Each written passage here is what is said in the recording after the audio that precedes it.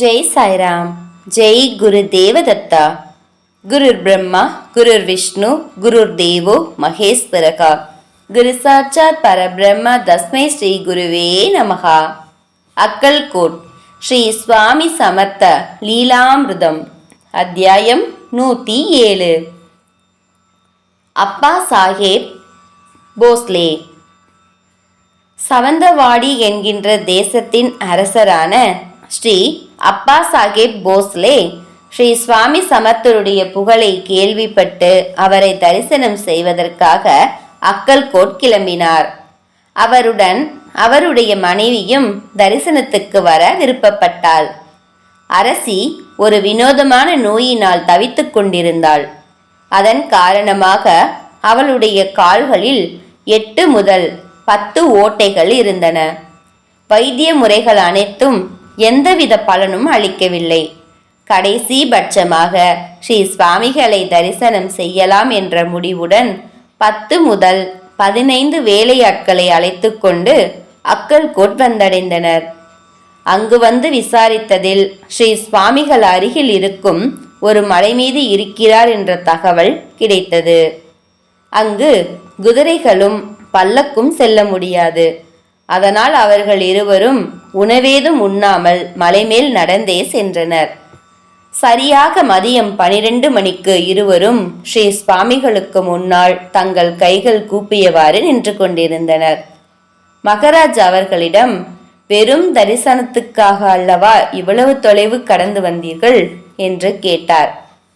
போஸ்லே தான் ஸ்ரீ சுவாமிகளுக்கு அளிப்பதற்காக கொண்டு வந்திருந்த வேஷ்டி, அங்கவஸ்திரம், மெத்தை, தலையணை, போர்வை, கௌபீனம் போன்றவற்றை சமர்ப்பணம் செய்தார். அவற்றை பார்த்தவுடன் ஸ்ரீ சுவாமிகள், எதற்காக வேஷ்டி, அங்கவஸ்திரம் கொண்டு வந்தாய்? உன் மெத்தை உனக்கு, எனக்கு என் தோள் இருக்கிறது என்றார். ஸ்ரீ சுவாமிகளின் ஒளி பொருந்திய மேனி போஸ்லேவின் கண்களை ஏறக்குறைய குருடாக்கி விட்டது. அவர் தன் மனைவியின் கால்கள் குணமாக பிரார்த்தனை செய்து கொண்டார். அவர் உடனே அரசியிடம், என் அருகில் வா, உன் கால்களில் எவ்வளவு ஓட்டைகள் இருக்கின்றன என்று பார்க்கலாம். இவை அனைத்தும் தீய கர்மாக்களின் பலன்கள் என்று கூறிவிட்டு, பல வைத்தியங்கள் முயற்சி செய்து பார்த்திருக்கிறாய். இந்த மரத்தின் பழத்தை சாப்பிடு. யானையின் தந்தத்தை எடுத்து அரைத்து உன் புண்கள் மீது பூசினால் குணமாகும் என்று கூறி அருளாசி வழங்கினார். ஸ்ரீ சுவாமிகள் கூறிய மரம் ஒரு வகையான காட்டுமல்லி. பின்னர் அவருக்கு அருகில் இருந்த கூடையில் இருந்த 5 மாம்பழங்கள், ஒரு தேங்காய், 5 புளியம் கொட்டைகள் மற்றும் 5 பேரிச்சம் பழங்களை பிரசாதமாக அளித்துவிட்டு கள்ளிச்செடிகள் இருக்கும் இடத்துக்கு சென்று அமர்ந்து கொண்டார். போஸ்லேவும் அவருடைய சேவகர்களும் புதர்களை விலக்கிக் கொண்டு ஸ்ரீ சுவாமிகளை பின்தொடர்ந்து அவர் அமர்ந்திருந்த இடத்திற்கு சென்றனர். உடனே மகராஜ், ஏன் பசியால் உயிரைவிட நினைக்கிறாய்? முதலில் சாப்பிடு என்று பாசத்தோடு உத்தரவிட்டார். அங்கிருந்த பக்தர்கள், சுவாமியின் உத்தரவை மீறக்கூடாது, உடனே சென்று சாப்பிடுங்கள் என்று கூறினார். பின்னர் அவர் மாளிகைக்கு சென்று அங்கு உணவருந்தினார். அடுத்த நாள் ஸ்ரீ சுவாமிகள் அக்கல்கோட் வந்தடைந்தார். போசலே அங்கு சில நாட்களுக்கு தங்கியிருந்து விட்டு தன் சொந்த தேசத்துக்கு சென்றார். அரசியும் ஸ்ரீ சுவாமிகள் கூறிய வைத்தியத்தை கடைபிடித்து வந்தார். பின்னாட்களில் போசலே 4 அல்லது 5 முறைகள் அக்கல்கோட் வந்து ஸ்ரீ சுவாமி சமர்த்தரை தரிசனம் செய்திருக்கிறார். அப்படி ஒரு முறை வந்தபோது நடைபெற்ற நிகழ்ச்சியை தொடர்ந்து பார்க்கலாம். ஸ்ரீ போசலேவுக்கு பரீட்சை. ஒருமுறை போசலே அக்கல்கோட் வந்திருந்த போது ஸ்ரீ சுவாமி சமர்த்தர் காஸ்பாக்கில் அமர்ந்திருந்தார்.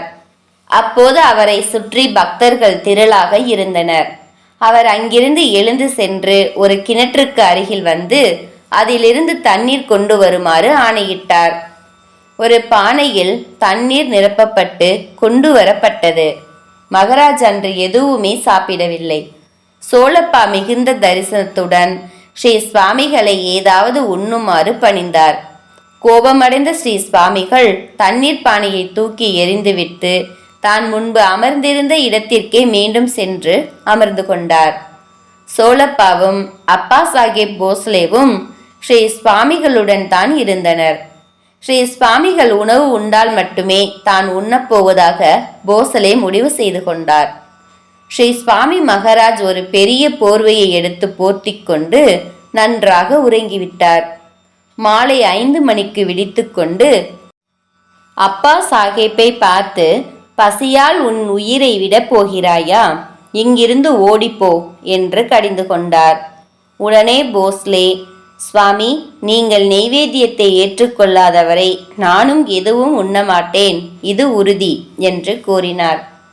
தாயுள்ளம் கொண்ட ஸ்ரீ சுவாமிகள் தன் பக்தன் துன்பப்படுவதை தவிர்ப்பதற்காக சோழப்பாவை ஏதாவது உணவு தயார் செய்யும்படி ஆணையிட்டார்.